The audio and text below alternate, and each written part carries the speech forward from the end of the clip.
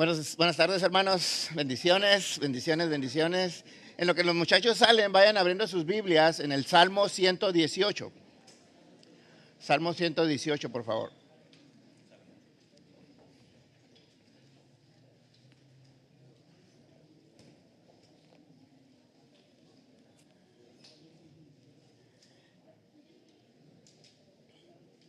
Dice el verso 1, dice: alabad a Jehová, porque Él es bueno, porque para siempre es su misericordia.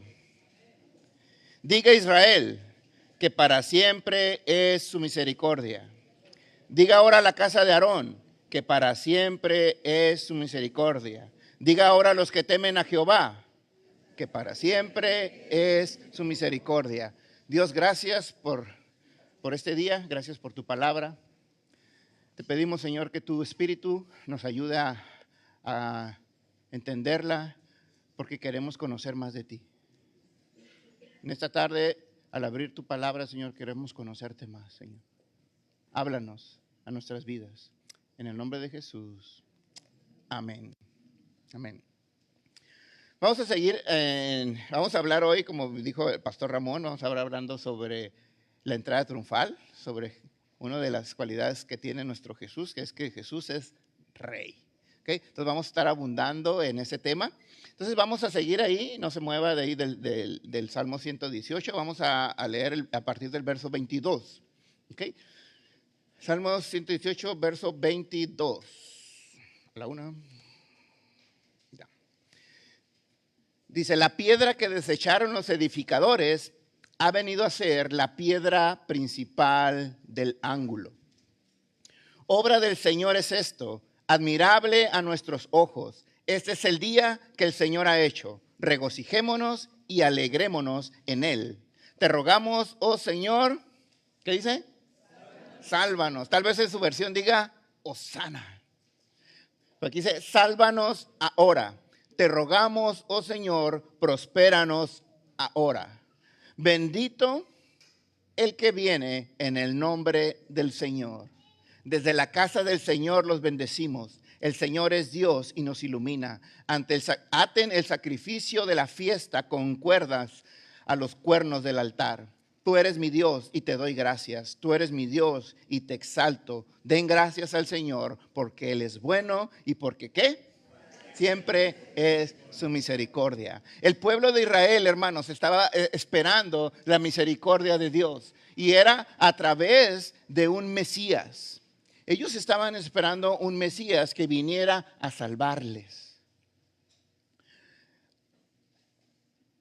A lo largo de la historia, el pueblo de Israel pedía que lo salvara a Dios en incontables ocasiones. Pero ellos estaban esperando un Mesías que lo iba a salvar. Y este salmo es un salmo mesiánico, un salmo en donde podemos ver la esperanza del pueblo de un Salvador.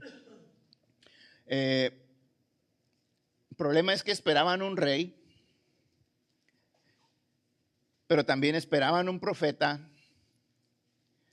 pero también esperaban un sacerdote, porque las profecías así lo decían.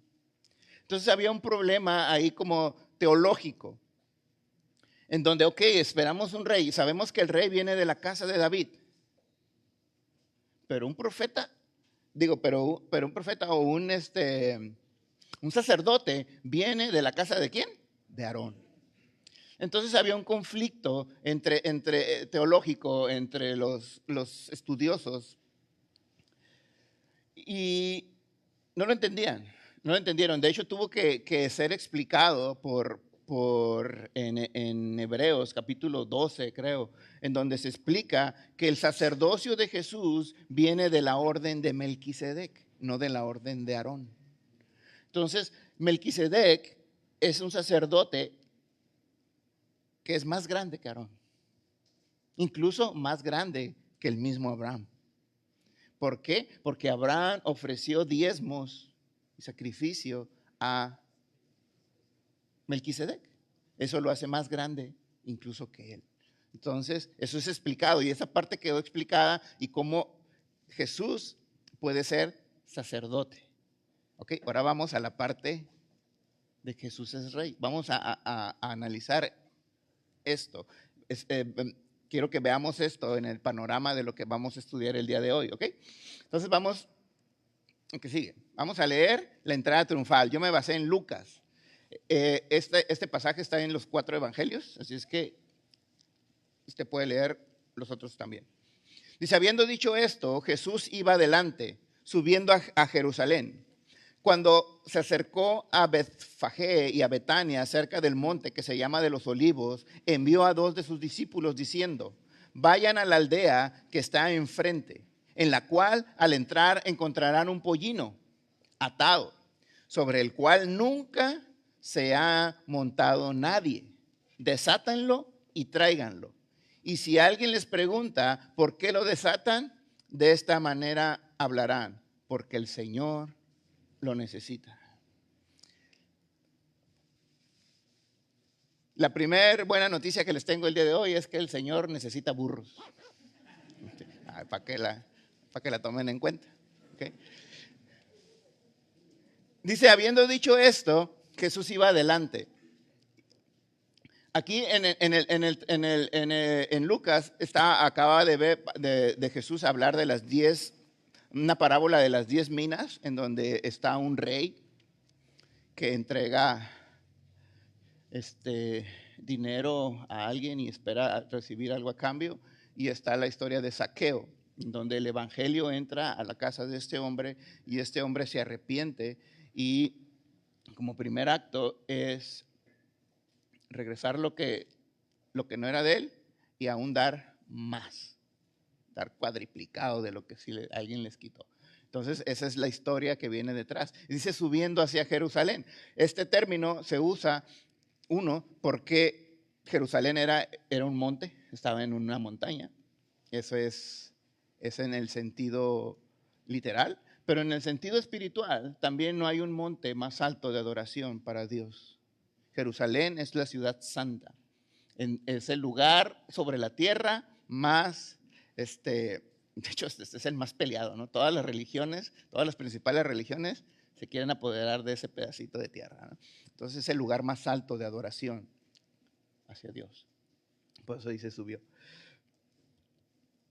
Porque es donde Dios puso su nombre. Okay, y vemos que aparta ahí está un asno, nunca antes montado. ¿Qué quiere decir que nunca antes era montado? Que era medio salvajón, ¿sí? Que era medio rebelde, ¿sí? Que no era domado, ¿sí? Sin agra, ¿no? Pero así era el burro, ¿sí? Y además era prestado, porque el Señor lo devolverá. ¿Okay? Sigamos. Dice el verso 32, entonces los enviados fueron y lo encontraron como él había dicho. Y mientras desataban el pollino, sus dueños le dijeron, ¿por qué desatan el pollino? Y le respondieron, porque el Señor lo necesita. Y lo trajeron a Jesús y echando sus mantos sobre el pollino, pusieron a Jesús sobre él. Y mientras él iba avanzando, tendían sus mantos por el camino. Imagínense la escena. Está el burrito, suben a Jesús y mientras él iba él iba caminando, tendían sus mantos sobre él. Verso 37 dice, cuando ya se acercaba junto a la bajada del monte de los olivos, toda la multitud de los discípulos, regocijándose, comenzaron a alabar a Dios a gran voz por todas las maravillas que había hecho, diciendo, bendito el Rey que viene en el nombre del Señor, paz en el cielo y gloria en las alturas. Entonces los fariseos de entre la multitud le dijeron, maestro, reprende a tus discípulos. Pero él respondió, les digo que si estos callan, las piedras clamarían. Aquí vemos que había una multitud de discípulos y que gritaban a gran voz. Eso es un estruendo, la ciudad era pequeña. Entonces, entiendan eso, entendamos eso. Y dice que regocijaron, alababan a Dios con gran voz. ¿Y qué decían? Bendito el Rey que viene en el nombre del Señor. Les voy a leer la versión de Mateo. La versión de Mateo dice así: y la multitud, que era muy numerosa, tendía sus mantos en el camino, y otros cortaban ramas de los árboles y las tendían en el camino. Y la gente que iba delante y la que iba atrás aclamaba diciendo: Hosana al Hijo de David, bendito el que viene en el nombre del Señor, Hosana en las alturas. Cuando entró él en Jerusalén, toda la ciudad se conmovió diciendo: ¿quién es este? Y la gente decía: este es Jesús el profeta de Nazaret, de Galilea. Era algo que estaba tremendo. La palabra Hosana, como ya nos lo explicaron hace ratito, es la unión de dos palabras. Una es Hoshá, que quiere decir salvar o liberar, y la otra es Na, que es una expresión de súplica o de ruego. Entonces, cuando juntamos Hoshana, es por favor, sálvanos. Esa es la implicación de por favor, sálvanos. ¿Okay? Tenemos, por ejemplo, a un profeta que se llama Oseas. Oseas, en su verdadero nombre es Joshá, es Salvador. ¿Okay? Y el verdadero nombre de Jesús, ¿cuál es? Jeshua, o algo así, ¿no? No lo podemos pronunciar nosotros, pero le dicen Yeshua, ¿no? Pero es Jeshua. Es Jehová salva. Qué tremenda liga, ¿no? Cuando ligamos eso. Entonces, estaban viendo, cuando Jesús lo vieron, Jesús ya había ido a Jerusalén en otras ocasiones, ¿okay? Pero nunca se pusieron tan locos como esta vez. Esta vez sí fue la locura. Cortaban ramas de los árboles y se la aventaban, compraban palmeras y se las aventaban, se quitaban los mantos, que no cualquiera se quitaba un manto, ¿eh? Y se lo aventaban. ¿Por qué? ¿Saben cuál es la diferencia? ¿De por qué esta vez la gente se puso tan eufórica? Por el burrito. La diferencia fue el burro, que esta vez entró en un burro. Y eso tenía una trascendencia grande. Se nos fue el video. Y yo me pregunté, así, igual, como se los pregunto a ustedes, ¿por qué el burrito? Primer punto, tiene una implicación legal. ¿Okay? Ir en un burrito tiene una implicación legal. Y vamos a ir a Primera de Reyes, capítulo 1, a partir del verso 38. Ahí está. Y el rey les dijo, aquí el contexto es de que ya estaban llegando los días de David a su final y él iba a poner un nuevo rey. Y ese nuevo rey iba a ser su hijo Salomón. ¿Okay? Y el rey les dijo, tomen ustedes a los siervos de su señor, hagan montar a mi hijo Salomón en mi propia ¿qué? Mula. Y llévenlo a Gijón. Y descendieron el sacerdote Sadoc, el profeta Natán, Benaía, hijo de Joaída, y los cereteos y los peleteos, y montaron a Salomón, ¿en dónde? En la mula del rey David, y lo llevaron a Gijón. Y tomando el sacerdote Sadoc el cuerno del aceite del tabernáculo, ungió a Salomón, y tocaron trompeta, y dijo todo el pueblo, viva el rey Salomón. Y después subió todo el pueblo en pos de él y cantaba la gente con flautas y hacían grandes alegrías, que parecía que la tierra se hundía con el clamor de ellos. ¿Ven un símil? ¿Ven un símil? Prácticamente la misma escena. Es prácticamente la misma escena. Los burros eran animales que también usaba la realeza. Cada rey tenía su propio mulo que nadie más montaba. Y todos sus príncipes, sus hijos, tenían un mulo. Una mula, un burro. Entonces, era algo que tenía que ver con la realeza. Entonces ellos, al verlo montado en un burro, ¿qué dijeron? Él es él, es él. Él es el Mesías, él es el rey que estábamos esperando que nos libertara. Y por eso decían, libéranos ya de la opresión que tenemos de este imperio que nos tiene subyugado. Entonces, la primera es una implicación legal y ahí estaba cumpliéndose ese día. La segunda es una implicación profética. Vamos a ir a Zacarías capítulo 9, a partir del verso 9 dice: regocíjate sobremanera, hija de Sión, y da voces de júbilo, hija de Jerusalén. Tu rey viene a ti justo y dotado ¿de qué? De salvación, humilde y montado en un ¿qué? En un asno, en un pollino, hijo de asna. Destruiré el carro de Efraín y el caballo de Jerusalén. Voy a hacer una pausa ahí. Voy a explicar tres cosas. ¿Okay? Primero, Sión. Sión es un lugar. Sión es Jerusalén. ¿Ok? Pero ¿cuándo se le llama Jerusalén y cuándo se le llama Sión? La diferencia es el tiempo. ¿Ok? Sión representa el reino de Dios. ¿Ok? Sión representa el reino de Dios. El reino de Dios cuando lo reinaba David. Cuando lo reinó su hijo, su pueblo se separó en dos. 10 tribus se fueron al norte y 2 tribus se fueron al sur. ¿Okay? La tribu del norte, ¿cómo se llamó? Efraín. ¿Sí? Se llamó Casa de Israel o Israel. Casa de Israel se llamó Efraín o Casa de José. En la Biblia la va a encontrar de esas maneras. ¿Okay? Cuando encuentra eso se está refiriendo al reino del norte. Y el reino del sur se le conoce como Judá. Y está en Jerusalén. Y el reino del sur del norte adoraban en Samaria. ¿Okay? ¿Okay? Entonces entendamos esto de nuevo. ¿Okay? Voy para atrás poquito. Regocíjate sobremanera, hija de Sión. Da voces de júbilo, hija de Jerusalén. A ti, tu rey viene a ti, justo y dotado de salvación, humilde y montado en un asno, un pollino, hijo de asna. Destruiré el carro de Efraín y el caballo de Jerusalén. Aquí ya estaban divididos los dos reinos, ¿ok?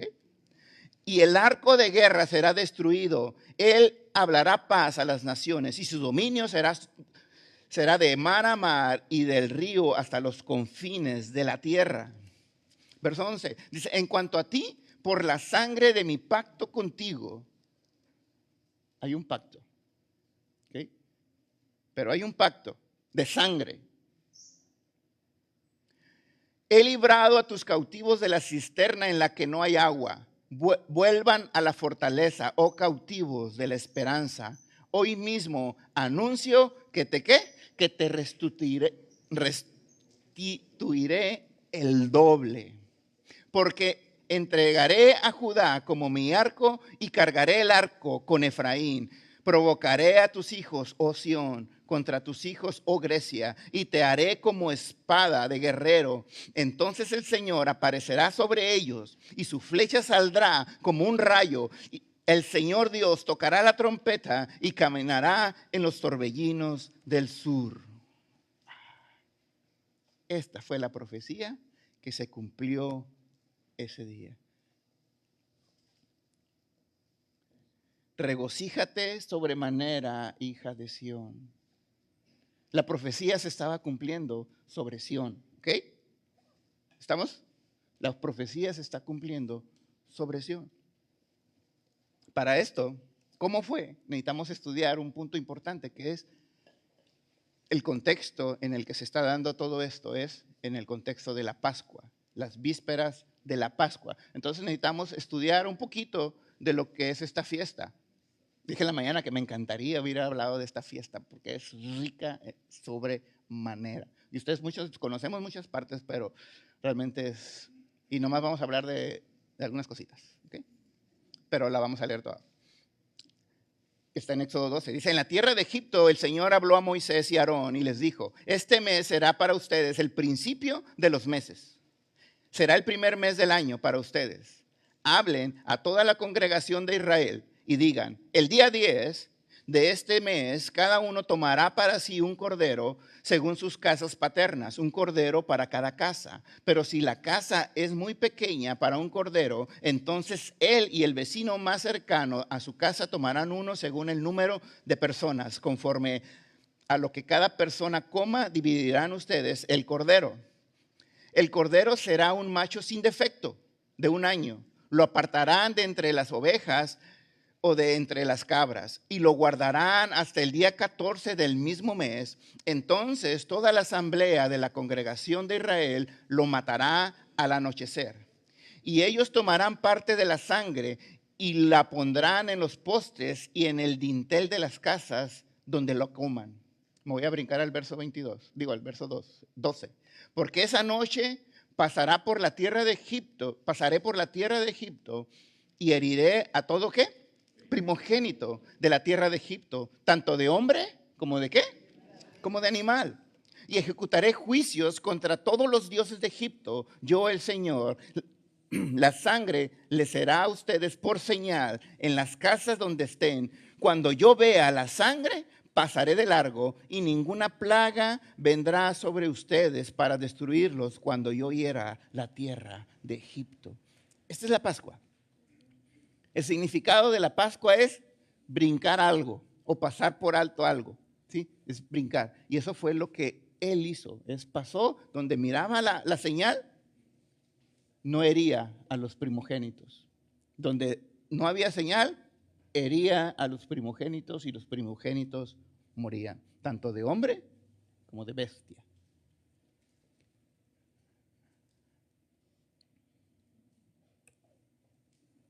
No he terminado. Okay, sigue. Verso 14. Y este día será memorable para ustedes y lo celebrarán como fiesta al Señor, lo celebrarán por todas sus generaciones como ordenanza perpetua. 7 días comerán panes sin levadura. Además de el primer día quitarán toda la levadura de sus casas, porque cualquiera que coma algo leudado desde el primer día hasta el 7º día, esta persona será cortada de Israel. Amigos, hermanos, Jesús cumplió con todo, incluso con la preparación de la Pascua. La Pascua se celebraba el día 14. De hecho, bíblicamente, ayer se celebró. Ayer fue el día 14 del mes bueno, ahorita le llaman Nisan, pero antes le llamaban de otra manera. Abit. Ayer fue, ¿no? Jesús cumplió, pero el día 10, ese cordero, o sea, antes de la Pascua, lo tenían que apartar. Y tenía que ser llevado ante los sacerdotes para que lo inspeccionaran y pasara todo el proceso de calidad, ¿no? Que no tuviera ningún defecto. Y el sacerdote los tenía que revisar. Y aparte, tenían que limpiar su casa de todo lo que tenía que ver con levadura. ¿Ok? Todo lo que tenía que ver con levadura lo tenía que limpiar antes de comenzar la Pascua, antes de comenzar la fiesta. Porque, ¿qué representa a ver si saben, qué representa la levadura? ¿Qué representa la levadura? El pecado, ¿verdad? La levadura representa para nosotros el pecado. Entonces Jesús, si ustedes siguen leyendo los evangelios, ¿saben qué hizo Jesús cuando entró a Jerusalén? Agarró a todos los cambistas, todos los que vendían, porque era una mafia, hermano. Era una mafia, ¿sí? Porque como el cordero no tenía que llevar defecto, los sacerdotes que eran bien corruptos, decían, no, ese tiene mal una uña, no te sirve, cómprate uno ahí. Fácil, ¿no? Entonces hacían comprar a la gente animales ahí y hacían un negocio. Pero, oye, traigo denarios. No, pues esos no los agarro aquí que estoy agarrando el puro dólar. ¿Sí? Entonces tenían cambistas. Entonces era un negocio redondo. ¿Y qué hizo Jesús? Agarró a todos. Órale. Limpió su casa. ¿Qué hizo? Mi casa será llamada casa de ¿qué? Y ustedes la han convertido en una casa de ¿qué? De ladrones. Jesús limpió la casa. Y si sigues leyendo, vas a ver que los actas de los sacerdotes, los escribas, los fariseos y los ancianos agarraron a Jesús y le hacían preguntas. Y decían, a ver, ¿es lícito dar tributo al César? A ver, si una persona no tuvo hijos y se casa con su hermano y también se muere y se casa con otro y también se muere, ¿de quién es esposa? Con la resurrección. Y empezaban a hacerle preguntas así, y Jesús, una por una. Jesús fue inspeccionado por los sacerdotes durante todo este tiempo que estuvo ahí, preparándose como un cordero para la Pascua. Limpió la casa de toda la levadura, porque era necesario que así pasara. Él no podía ser sacrificado en un lugar donde había corrupción. Qué tremendo, ¿no? Me gusta cómo Pablo le da una aplicación a lo que es la Pascua. En la iglesia de Corinto estaba pasando algo bien grueso. Bien grueso, que la iglesia estaba pasando, pero ellos no se daban cuenta que tan grave era. Era que una persona estaba teniendo relaciones sexuales con la esposa de su papá. Ahí dentro de la iglesia. Bueno, no dentro de la iglesia, pero ellos eran de la iglesia. Y la iglesia no les decía nada. Y llegó Pablo, les escribió y dice, ya me enteré. Ya saben que siempre hay alguien que... El pastor siempre se entera. Y 1 Corintios 5, vamos a leerlo. No es buena vuestra jactancia, porque ellos decían, no, pero pues normal, ¿no? ¿Qué? ¿No sabéis que un poco de levadura leuda toda la masa? Limpiaos pues de la vieja levadura para que seáis nueva masa, sin levadura como sois.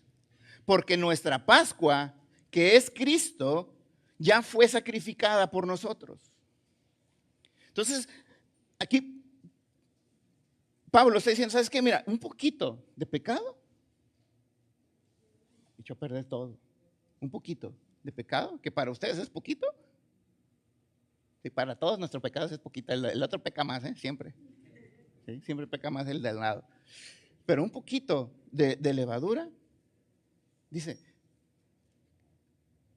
nuestra Pascua, que es Cristo, ya fue sacrificada por nosotros. Así que celebremos la fiesta no con la vieja levadura, ni con la levadura de malicia y de maldad, sino con panes sin levadura de sinceridad y de verdad. Pablo está aplicando la fiesta de la Pascua al gobierno de la iglesia. Y les decía en la mañana, a veces tenemos como una animaversión o tenemos como un prejuicio sobre las fiestas. Y decimos, no, es que las fiestas pues, son del Antiguo Testamento y nosotros ya no tenemos nada que ver con eso. Y de hecho usamos este versículo, el verso 7, es que Cristo es nuestra Pascua y ella fue sacrificada y es verdad. Pero si vemos el contexto, él nunca les dice, entonces paremos de hacer eso. Dice, así que celebremos la fiesta, pero con un significado real de lo que es, con un conocimiento de lo que significó esa sombra que fueron las fiestas. Una aplicación de lo que es. ¿Okay? Muy bien. Tengo su atención. Sigamos. Ahora, otro aspecto importante de la Pascua es la consagración de los primogénitos. Éxodo 13 dice, Jehová habló a Moisés diciendo, consagraré todo primogénito, cualquiera que abre matriz entre los hijos de Israel, así que los hombres como los animales es mío. Y Moisés dijo al pueblo, ten memoria de este día en el cual habéis salido de Egipto, de la casa de servidumbre, pues Jehová os ha sacado de aquí como mano fuerte. Por tanto, no comeréis leudado. Vosotros salís hoy en el mes de Abib, Y cuando Jehová te hubiere metido en la tierra del cananeo, del eteo, del amorreo, del heveo, del jebuseo, la cual juró a tus padres que te daría, tierra que destila leche y miel, harás esta celebración en este mes. 7 días comerás pan sin leudar, y el séptimo día será fiesta para Jehová.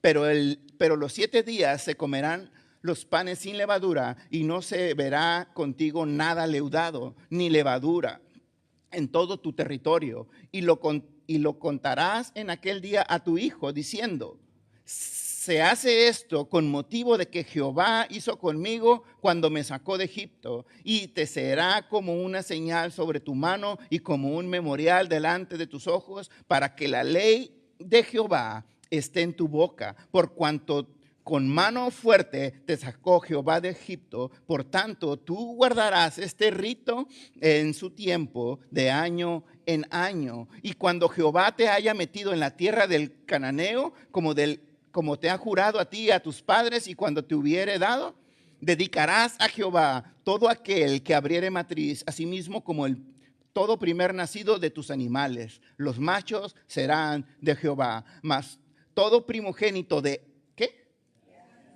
asno redimirás con un cordero, y si no lo redimes, quebrarás su cerviz. También redimirás al primogénito de tus hijos. Pongan mucha atención, hermanos. Estas en realidad son 2 fiestas. Es la fiesta de Pascua y es la fiesta de los panes sin levadura. La fiesta de la Pascua es el día 14, y a partir del día 14, 7 días después, se celebra la fiesta de los panes sin levadura. ¿Okay?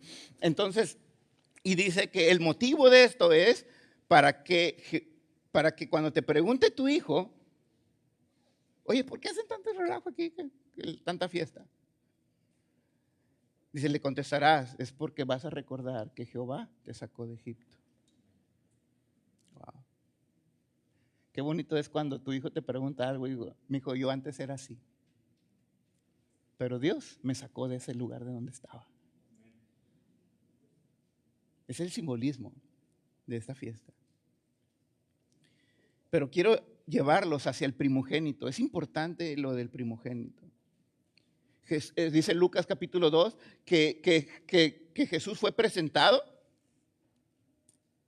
¿Jesús era primogénito, sí o no? Okay. Entonces, como primogénito le pertenecía a Dios, como todos los primogénitos. Y tenían que hacer un sacrificio. Entonces hicieron un sacrificio. Y tienen que sacrificar, ¿qué dice aquí? Un cordero. ¿Okay?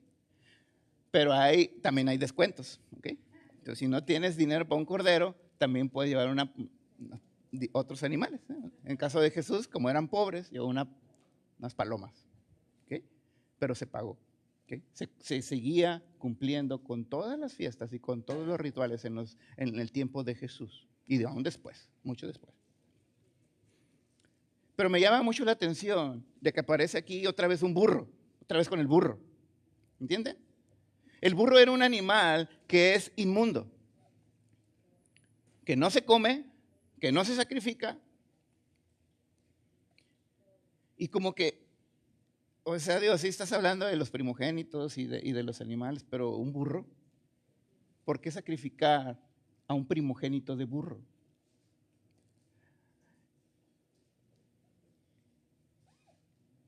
Y si no ofrecías, si tú dices: no, yo no voy a sacrificar un cordero por mi burro, ¿qué le tenías que hacer al burro?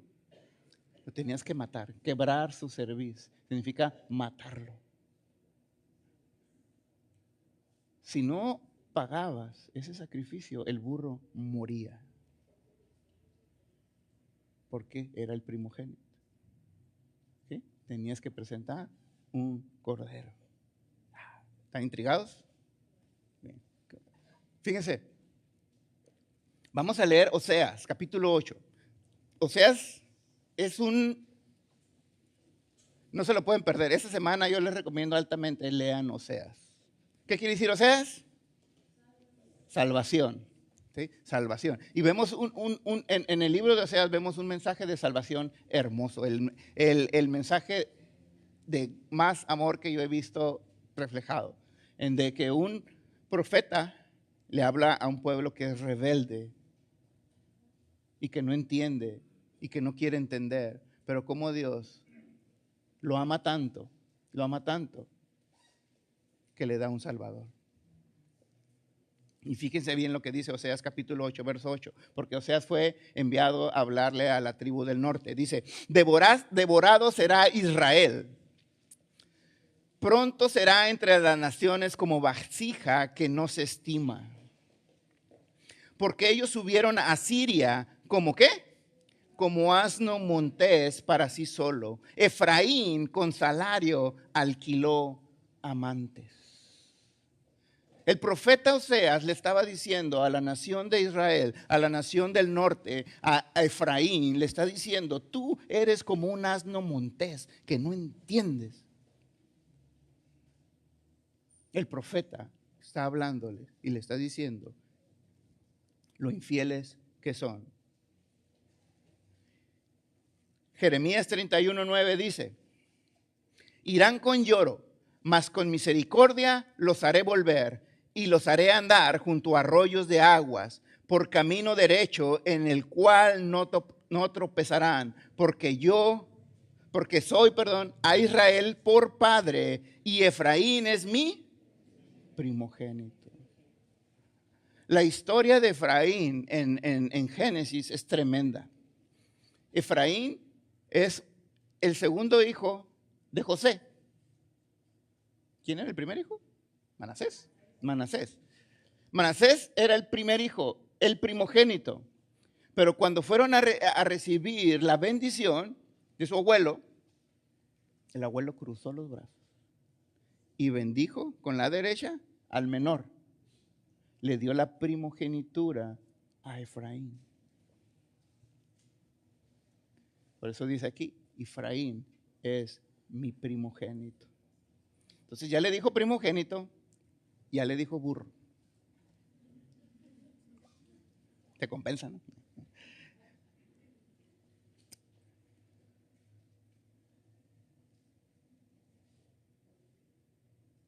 Hermanos, ¿se acuerdan que la profecía hablaba de Sión?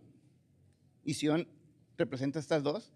En el tiempo de Jesús, la tribu del norte se había esparcido, se había regado entre las naciones, se había confundido. Dice lo que dice aquí, pronto será entre las naciones como vasija que no es estimada. Pero los judíos sí se conservaron.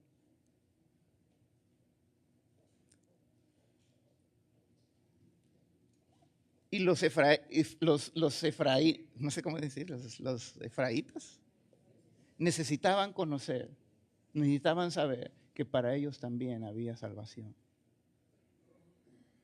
¿Y cómo iba a haber salvación para ellos si estaban dispersos? Si su sangre ya se había regado, se había combinado con todas las demás tribus.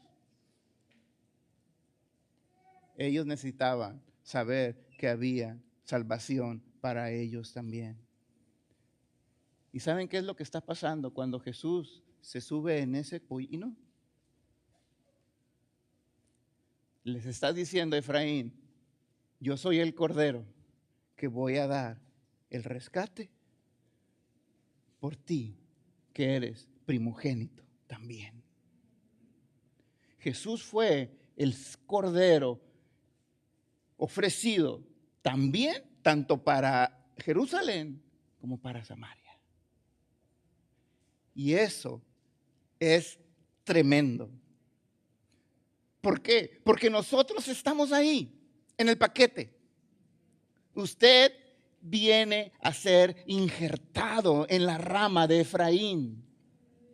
Usted y yo somos contados como primogénitos de Dios a causa de lo que Jesús hizo montado en ese pollino